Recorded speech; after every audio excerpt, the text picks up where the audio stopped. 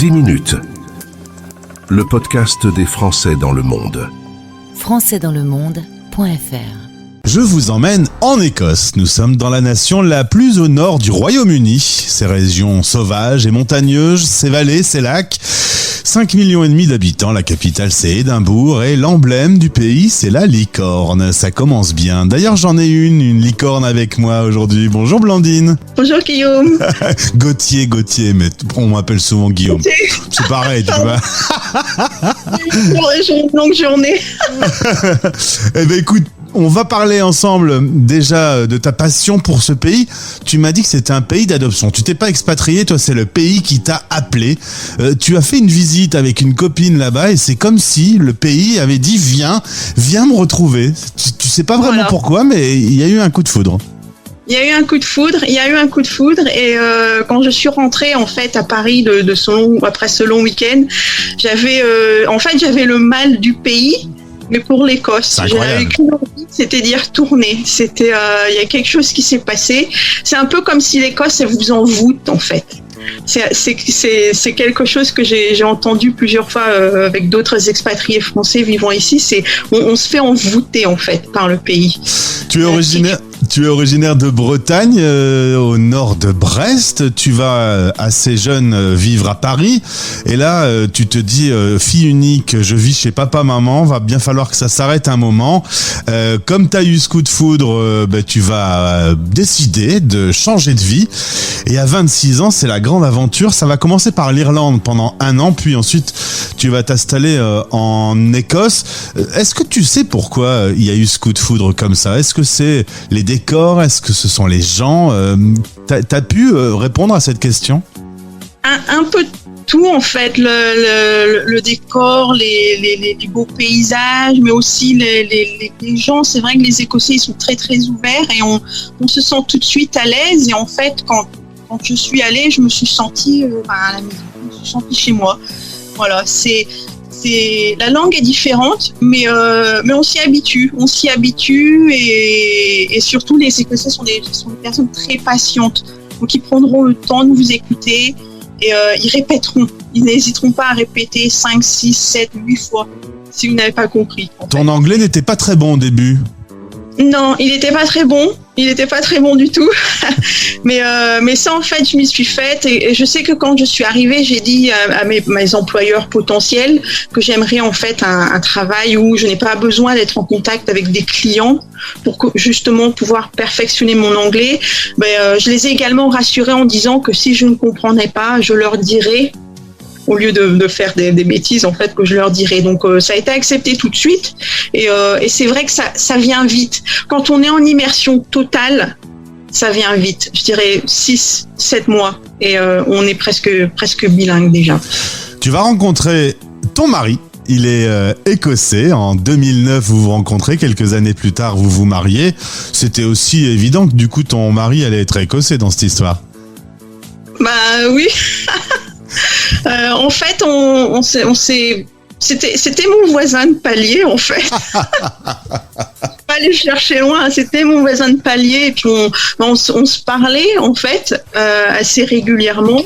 Et puis on est devenus amis. Et puis d'amis, on est devenus amants. Mais en fait, à l'époque, j'habitais dans une petite ville qui s'appelait Bathgate. Et il n'y avait pas beaucoup de Français. J'avais une amie qui habite au village à côté. Mais j'étais vraiment en immersion totale parmi des Écossais. Donc c'était évident que ça allait être écossais. Et le week-end, tu te promènes avec ton appareil photo et ta caméra et aujourd'hui tu proposes sur un compte YouTube des vidéos pour partager les jolis décors de l'Écosse parce que tu t'es rendu compte qu'il n'y en avait pas beaucoup de jolies vidéos de là-bas, donc c'est toi qui les fais.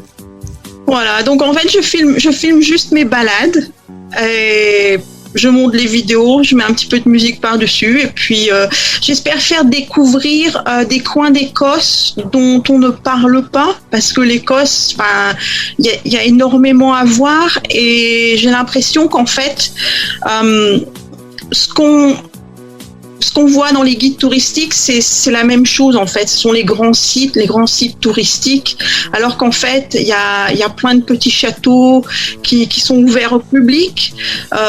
Certains sont gratuits.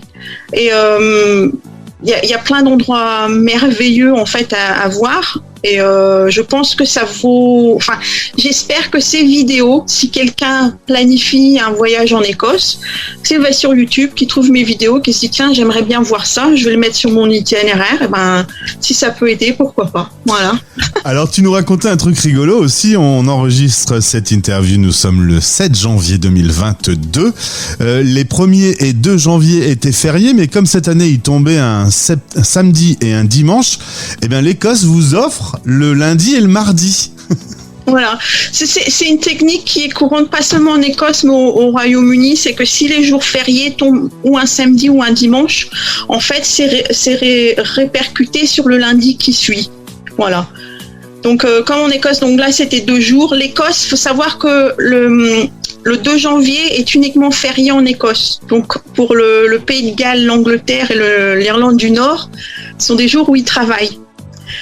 Mais ces autres pays ont des jours fériés qui sont propres à eux également. On a des jours fériés qui sont communs avec le reste du Royaume-Uni, mais chaque nation constitutive du Royaume-Uni ont également leurs jours fériés à eux. Donc je sais que le 2 janvier, c'est un jour férié en Écosse. Donc du coup, on s'est retrouvés avec le lundi et le mardi. Voilà. Du coup, tes parents aujourd'hui viennent aussi un petit peu visiter. Ta maman a même presque envie de s'installer en Écosse. Tu lui as donné le goût aussi. Voilà, oui. J'espère que ce sera possible. Enfin, avec le Brexit, il faut voir comment ça se passe. Mais je sais qu'elle aimerait bien venir s'installer. Ouais. Est-ce que ça a changé ton quotidien, le Brexit ? Il y a eu des changements entre l'avant et l'après-Brexit ? Il y a eu des changements. En fait, ce qui s'est passé, c'est que comme ça fait longtemps que je suis ici, quand le référendum a eu lieu en 2016 et qu'en fait ils ont voté pour la sortie de l'Union européenne, je me suis dit qu'est-ce que je fais, et donc j'ai réagi tout de suite. Et en fait, comme j'avais j'étais en Écosse depuis assez longtemps, j'ai tout de suite fait une demande de résidence permanente, de résidence permanente. Et de là, comme je suis mariée avec un Britannique, dès que j'ai eu la résidence permanente, j'ai pu faire la demande de nationalité, en fait. C'est la seule chose où quand on est marié à un Britannique, on n'a pas besoin d'attendre 1 an, on peut faire la demande tout de suite. Mais c'est le seul petit plus que ça nous donne, en fait. Être marié à un Britannique ne vous donne pas automatiquement la nationalité. C'est-à-dire qu'en fait, en faisant la demande de nationaliser, ils auraient très bien pu dire non. Et puis dernière petite chose, je viens de lire que le Parlement écossais venait de gracier 3000 sorcières qui avaient été exécutées. Il y a autant de sorcières que ça en Écosse ? Je sais pas s'il y a vraiment des sorcières, mais l'Écosse, comme tous les pays d'Europe, à un certain moment a fait la chasse aux sorcières, et je sais que la manière dont certaines femmes ont été exécutées était assez atroce, on va dire. Je sais que les Écossais vous diront sûrement, est-ce que vous savez pourquoi le Princess Street, dont le jardin de Princess Street est aussi vert, l'herbe du jardin de Princess Street est aussi verte? C'est parce qu'à l'époque, en fait, c'était un lac, et il était dit qu'en fait, ces sorcières, si une femme était accusée de sorcellerie, elle était arrêtée, ligotée et jetée dans le lac. Et en fait, si elle mourait donc noyée dans le lac, c'est que il s'était trompé, que c'était pas une sorcière. Si par exemple elle arrivait à se défaire de ses liens et à remonter, à sortir vivante, c'était la preuve que c'était une sorcière, et donc elles étaient exécutées. Donc sacrée histoire. Sacrée histoire. Mais oui, je sais que l'Écosse en ce moment, ils sont en train de passer par une phase. Je pense que ça a été déclenché par le mouvement Black Lives Matter, où en fait ils regardent leur histoire et leur passé, et ce qu'ils ont pu faire, et en fait ils se remettent en cause, en fait. Je vous invite à visiter Paroles d'Expat Écosse. Il y a une chaîne YouTube et il y a le compte Instagram. Vous y retrouverez ces jolis décors. C'est vraiment très beau. On est vraiment dans tout cet imaginaire écossais, ces grandes prairies, ces bâtiments, ces vieilles pierres, etc. C'est un très joli compte. Bravo pour tes photos. Et puis tu reviens quand tu veux. Merci beaucoup. Merci beaucoup pour l'invitation. À bientôt. À bientôt. Bye. Français dans le monde. Français dans le monde. francebleu.fr.